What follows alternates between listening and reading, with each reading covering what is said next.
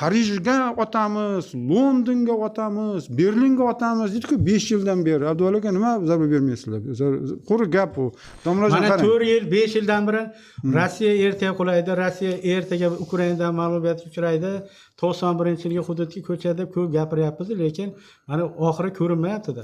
Endi frontni ham qo'shsak bo'ladi. Ya'ni frontdagi vaziyat qanday? Albatta front chizig'idagi vaziyat hamon murakkab.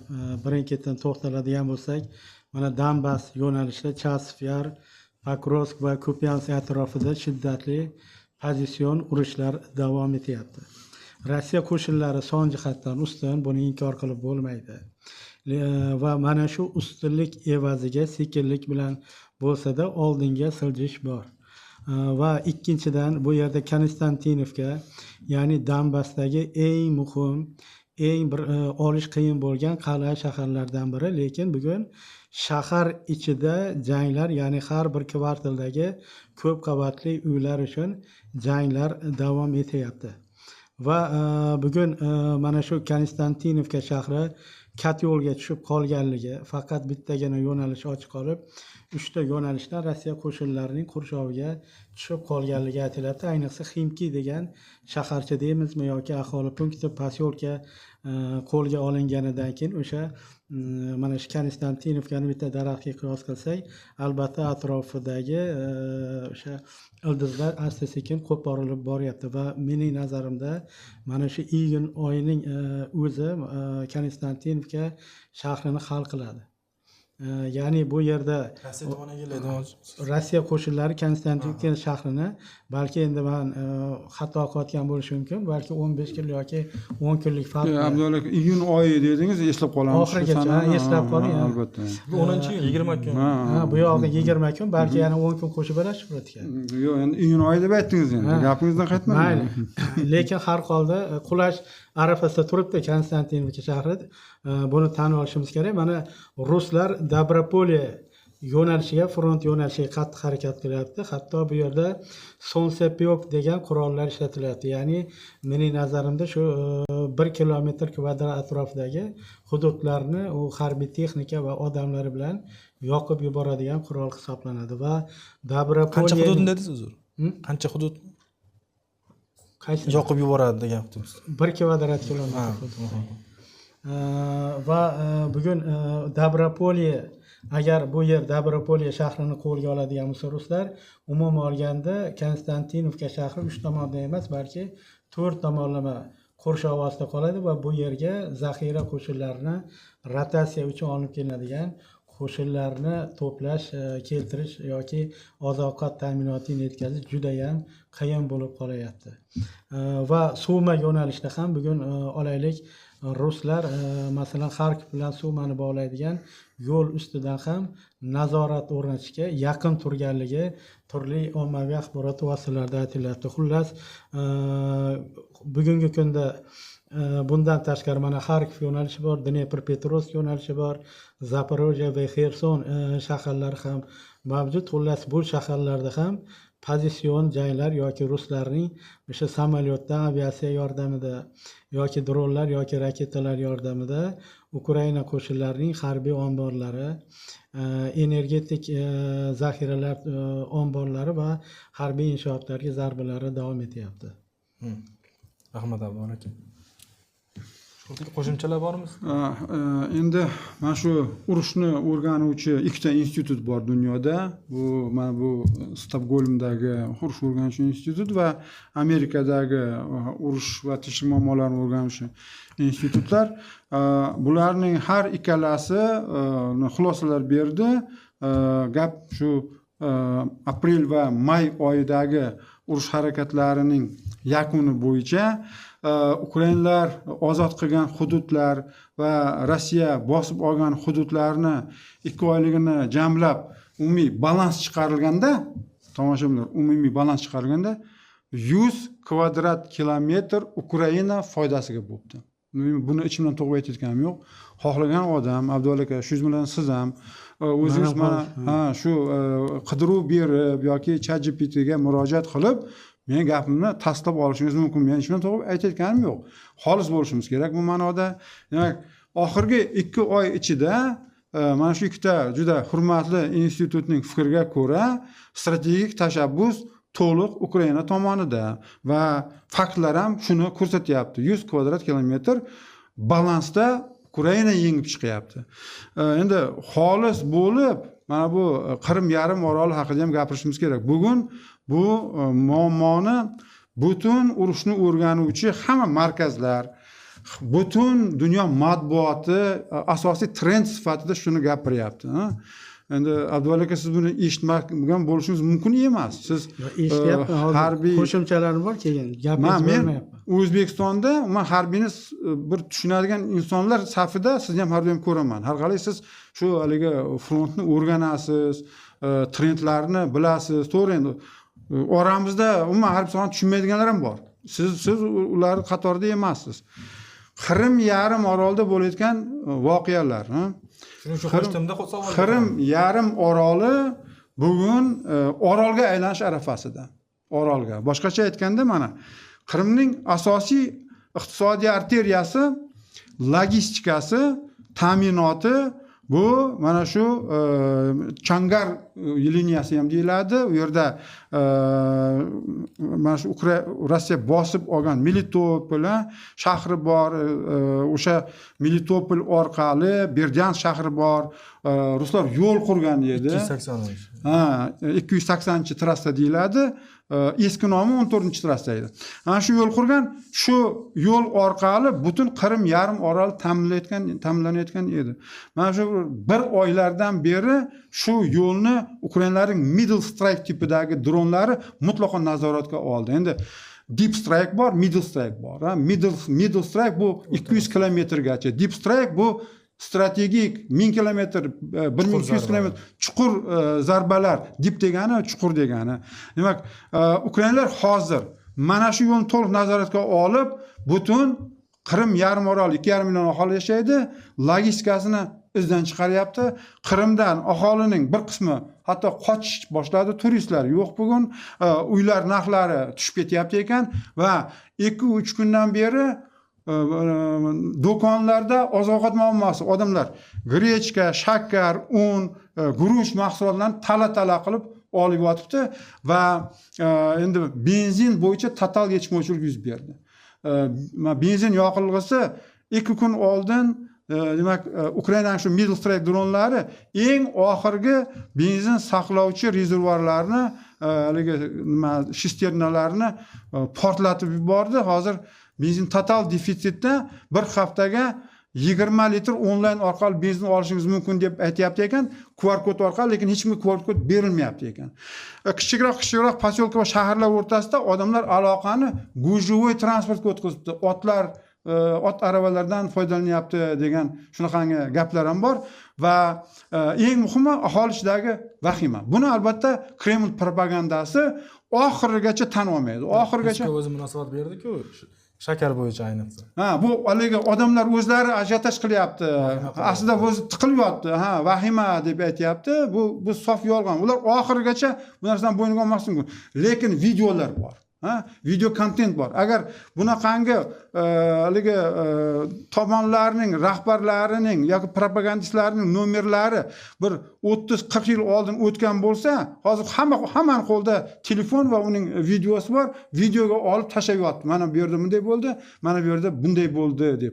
Shuning uchun ham agarda mana shu Qrim yarim oroli rostdan ham orolga aylanib qoladigan bo'lsa, logistik muammolarni Rossiya hal qila olmaydigan bo'lsa, Kerch orqali o'tgan 19 kilometrlik qurilgan ko'prikdan Rossiya foydalana olmaydi. U yerda yuk tashiy olmaydi. Chunki u bir marta portlab ketdi-ku.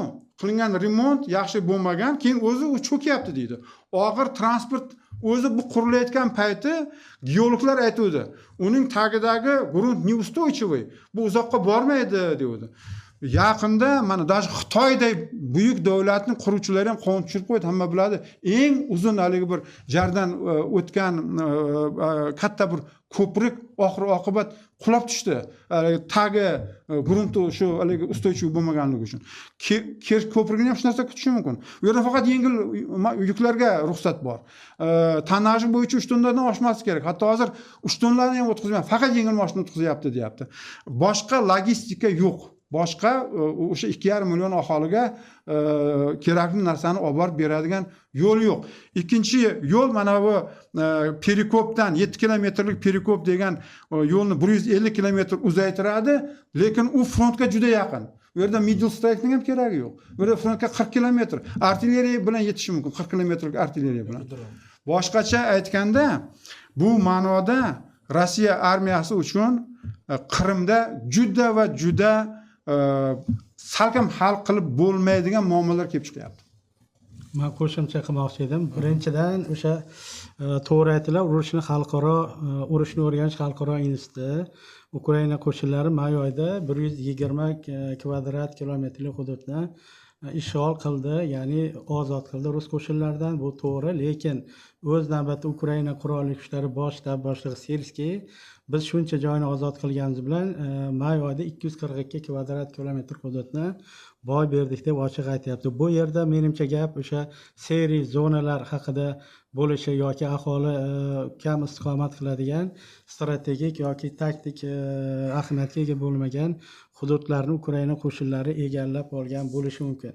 Ya'ni bu yerda gap shundaki, u Ukraina qurolli kuchlarining ustunligi vaqtincha bo'lishi mumkin. Chunki o'sha harbiy rezervlar kuchi jihatidan, safarbarlik salohiyati jihatidan yoki harbiy sanoat ishlab chiqarishi bo'yicha Ukrainadan Rossiya bir necha barobar ustunlikka ega. Hatto o'sha G'arbning berayotgan moliyaviy va harbiy yordami ham ushbu fundamental demografik omillarni yoki o'sha harbiy ustunlikni masalan chippakka chiqara olmaydi Rossiya ustunligini. Qo'shimcha qilsam mayli. Mana demografik deb aytdingiz. Lekin hozir askarlar yetishmovchiligidan ko'ra mana dronlar millionlab. Baribir mana shu klassik armiyalar to'qnashuvi kuzatilmayapti-ku, qanchalik muhim omil bo'lar ekan bu? Yo, to'g'ri, lekin bu yerda biz bir narsani doim esdan chiqarib qo'yapmizki, hozir Ukraina berayotgan dron zarbalari go'yoki Ukrainaning harbiy ustunligini ko'rsatyapti. Bu G'arb ommaviy axborot vositalari va Ukraina propagandasining natijasi. Vaholanki Rossiya bugun Ukrainaning barcha viloyatlariga berayotgan zarbalari, uning energetik tizimiga, infratuzilmasiga berayotgan zarbalari ko'lami kerak bo'lsa Ukrainanikidan 2-3 barobar yuqori va talofat ham shunga yarasha. Lekin men ikkala tomonni ham kuzataman. Mana 40% neftni qayta ishlash masalasida Rossiyaga zarar yetkazildi deyapti. Yo'q, uni tan olmasning iloji yo'q, lekin Ukraina ko'rayotgan zararchi. Masalan, Ukraina nima uchun bugungi kunda juda ham bir otashga yongan qasos ishqida? Chunki Rossiyani ham yetkazayotgan zarari kam emas. Bugun ochiq aytaylik, o'sha Rossiya olaylik Xitoydan yoki boshqa mamlakatlardan yordam olayotgandir, lekin G'arbning ko'rsatayotgan yordami juda ham beqiyos. Bu yerda lekin mana shu yordamga qaramay bu yerda resurslari bor mamlakat va odamlari ko'p mamlakat g'alaba qozonishi, o'sha qo'li baland kelishi mumkin.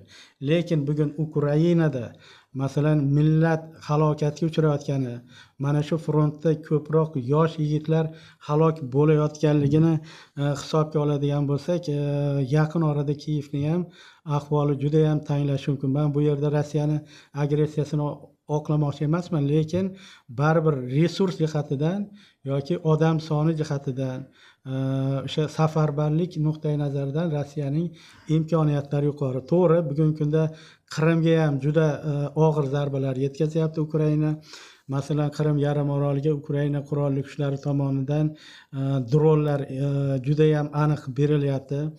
Masalan, AQSh oldin yetkazib bergan Atomix yoki Buyuk Britaniyaning Storm Shadow raketalari yordamida Rossiyaning S-300, S-400 mudofaa tizimlari, harbiy kemalari va logistika markazlari haqiqatda juda ham katta talofat yedi. Buni inkor etib bo'lmaydi. Buni rossiyalik menimcha blogerlar ham juda ko'p bora e'tirof etyapti. Lekin baribir Rossiya bugunmi ertagami mana shu zarba berilayotgan markazlarga yoki nishonlarga menimcha juda qattiq zarbalar berishi mumkin. Keyingi 2-3 kun mobaynida Rossiyada qanaqangidir osoyishtalik kuzatilyapti, lekin mening nazarimda bu yerda Rossiya mudofaa vazirligi Ukrainaning masalan asosiy shaharlari Kiyev yoki bu yoqda Xarkov yoki Odessa va boshqa shaharlarga juda ham og'ir zarbalar berishni shuni rejalashtiryapti. Endi bu zarbalar doimiy berilib kelinyapti. Demak, u 5 yillik urush davomida tizimli shunday zarbalar, Rossiyaning zarbalari bor, lekin u na Ukraina xalqining matonatini o'zgartirdi, na uning iqtisodini qulatdi. Ukrainaning o'tgan yilgi yalpi ichki mahsuloti 2-7% ga o'sgan. Undan tashqari mana shu olayotgan yordamdan tashqari e'lon qilingan 90 milliard dollar 2 yilga 90 milliard yevro, u dollarda 108 milliard dollar bo'ladi. Shundan tashqari 26-yil uchun yana mana shu ko'makchilar, ixtiyoriy ko'makchilar, bor-ku ixtiyor. Ko'ngillilar koalitsiyasi yana 70 milliard yevro, dollarda nominatsiyasi 90 million dollar bo'ladi bu. Shuncha demak yana mablag' ajratdi va bu mablag'lar hammasi bugungi kunda Yevropaning yirik harbiy sanoati bor davlatlarga bo'lib beriladi. Bu yerda Abduvali akaning mana shu Ukrainaning harbiy potensiali demak nima buzilyapti degan fikrga qo'shilmayman, chunki Ukrainaning harbiy potensiali bu butun Yevropa bugungi kunda. Rossiya zo'r bo'lsa, mana Yevropaga zarba bersin, Germaniyaga zarba bersin, Fransiyaga, Buyuk Britaniyaga zarba bersin. Mana bu propagandistik kanallarda har kuni bo'lmasa ham kun ora ana Solovyov Parijga otamiz, Londonga otamiz, Berlinga otamiz deydi-ku 5 yildan beri. Abduvali aka nima zarba bermaysizlar? Quri gap u. Zarba beramiz deb aytilyapti, lekin zarba yo'q. Endi Rossiya G'arb bilan munosabatlarni hamon tiklashga umid qilyapti. Hatto Amerika Qo'shma Shtatlari Kiyevga ommaviy zarba berishga tayyorlanayotgan chog'da Mark Rubio Rossiyaga qo'ng'iroq qildi. Masalani ijobiy hal qilishga shu Kiyevni keskin bombalamaslikka chaqirdi. Rossiya shundan keyin tiyildi. Endi qarang, endi bu Mark Rubiodan tashqari ham bu yerda mana bu Xitoyning haligi diplomatik bir vakili, bir 3-darajali kotibi chiqib eskalatsiyaga biz qarshimiz deganida shu birdan keyin hammasini qo'shig'i o'zgarib qoldi. Bu haqida men aytgan edim, haligi Lavrovning birinchi muavini chiqdidagin bizda hamma noto'g'ri tushunibdi dedi. Mana general polkovnik Kartapolov degani bor. U ham chiqdidagin bu hammasi bitta Xitoyning diplomatik bir mulozimining gapiga hammasi talfasaga tushib, bizni hamma noto'g'ri tushundi deb qoldi. Shundan bilsak bo'ladiki, Xitoyning bugun mana shu Rossiya yuritayotgan siyosatga qanchalik ta'siri kuchliligi. Endi Abduvali aka, mana qarang, o'tgan safar siz aytgandek, Rossiya agar xohlasa bir haftada Ukrainani yengib tashlaydi degan edingiz. Nimaga yengib tashlamayapti? Men o'sha kuni shuni so'ramoqchi edim sizdan. Sizni mana o'shaligi fikringiz bo'yicha bir haftada Ukrainani yengib tashlaydi deb aytgandingiz. Mana shu nima uchun shu ishni qilmayapti? Shuni imkoniyat bor bo'lsa, erishgan denasifikatsiya, demilitarizatsiya masalasida hali ham fashistik tashkilotlar bor Ukrainada, Azov va Krakenga o'xshagan fashistik tashkilotlar bor va ular qisqa muddatda Rossiya egallaydigan bo'lsa Ukrainani, ularga keyin partizanlik urushi olib boriladi. Mana ikkinchi jahon urushidan keyin 55-yilgacha ham Rossiya mana shu Bandera deb atalgan Ukraina ozodlik armiyasi yoki isyonchi armiyasiga kurash olib borgan 8000 dan ortiq askarlarini yo'qotgan o'sha paytda Rossiya, Sovet ittifoqi va mana shu bugungi kunda ana shu xatoni ham takrorlanmasligi kerak degan fikrda va shuning uchun mana shu frontda Ukrainani mana shu istiqbolli yosh avlodi qirib tashlanyapti mana shu urushda va infrastrukturasi ham yo'q qilinyapti. Bu narsa albatta front chizig'ini Kiyev foydasiga hal bo'lishiga olib kelmaydi Shuhrat aka. Va Xitoy borasidagi fikrlaringizga men qo'shilmoqchi emasman. Mana Xitoy oladigan bo'lsa, Si Zinpin Rossiya tomonidan o'sha bir vaqtlar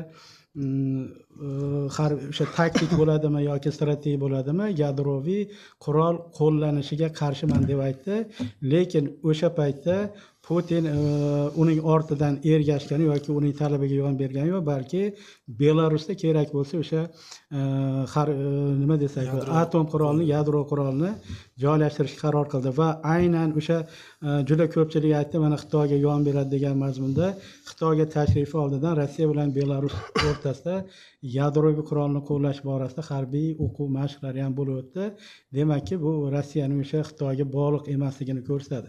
Va kerak bo'lsa Xitoyning o'zi bugungi kunda Rossiya bilan Amerika Qo'shma Shtatlariga qandaydir bir iqtisodiy tomondan bog'liqlik jihatlar bor. Ya'ni men aytmoqchimanki, faqatgina Rossiya bilan Amerika emas, balki Xitoyning o'zi ham Rossiya, Moskva va Vashingtonga ayrim bog'liqlik jihatlar bor. Mening nazarimda bu bitta diplomatning fikriga menimcha Putin quloq tutadigan odam emas. Demak, sizni to'g'ri tushundikmi? Rossiya bir haftada Ukrainani bosib olishi mumkin, lekin agar bosib olib qo'ysa, u yerda kelib chiqadigan partizanlar urushini prognozlab, partizanlar urushi boshlanib ketsa, keyin partizanlar bizning 8000 qo'shinni o'ldirib qo'yishi mumkin degan motiv orqali shu ishni qilmayapti. Yo 8000 u ikkinchi jahon urushidan keyin banderachilarga qarshi olib borilgan urush tufayli halok bo'lgan askarlar. Bu hozir umuman davr boshqacha.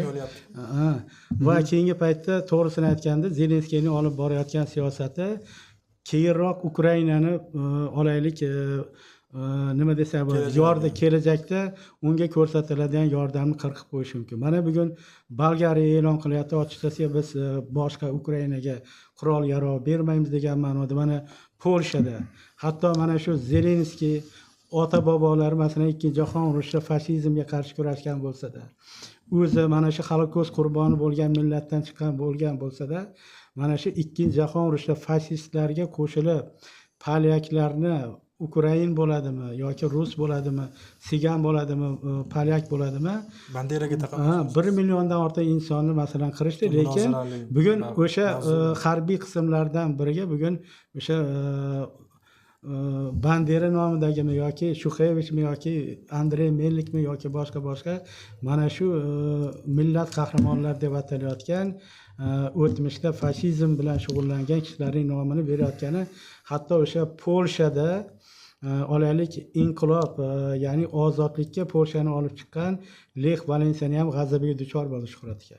Hatto shu bayrog'ini ham yirtib tashladi, ko'ylagidan olib tashladiki, bugun yo Polsha prezidenti Navrozskiy ham aytyapti, bosh vazir Tusk ham aytyapti, endi bundan buyog'iga Ukrainaga yordam pulli bo'ladi, tekin emas. Ya'ni ertaga logistika markazlari bu yerdan Ukrainaga qurol yarog' yetkazib berishi ham menimcha savol ostida qoladiganga o'xshayapti. Yoki Ukraina prezidenti mana Germaniya, Buyuk Britaniya, Fransiya rahbarlari bilan Londondagi uchrashuvga Polsha rahbariyatining taklif etilmagani ham, u ham endi mana shu Rossiyaga qarshi olib borilayotgan urushda Polsha ham faol ishtirok etyapti. Bu ham endi Polshani noroziligiga sabab bo'lyapti. Yoki Ukrainaning turli bahonalar bilan Ruminiyada Konstansa portida masalan dronlarni portlatayotgani, u yerga masalan jiddiy moddiy zarar yetkazayotganligi, portlashlarni sodir etayotganligi yoki Bofbo'yi davlatlar yoki Finlandiyaga va mana shunday xatti-harakatlar menimcha ertaga juda ham bir eskalatsiyani kuchaytirib yuborishi va Ukrainaga qarshi kayfiyatni kuchaytirib yuborishi mumkin nazarimda. Bular tasdiqlandimi Ukrainaniki? Albatta, mana Ruminiya prezidenti ham ochiq aytdi. O'sha Dan prezidenti Dan janoblari aytayaptiki, bu tekshiruv natijasida bu Ukrainaga qarashli adashib qolgan dronlar deb aytayapti. Ya'ni bu yerda suv usti dronlar haqida gap ketyapti.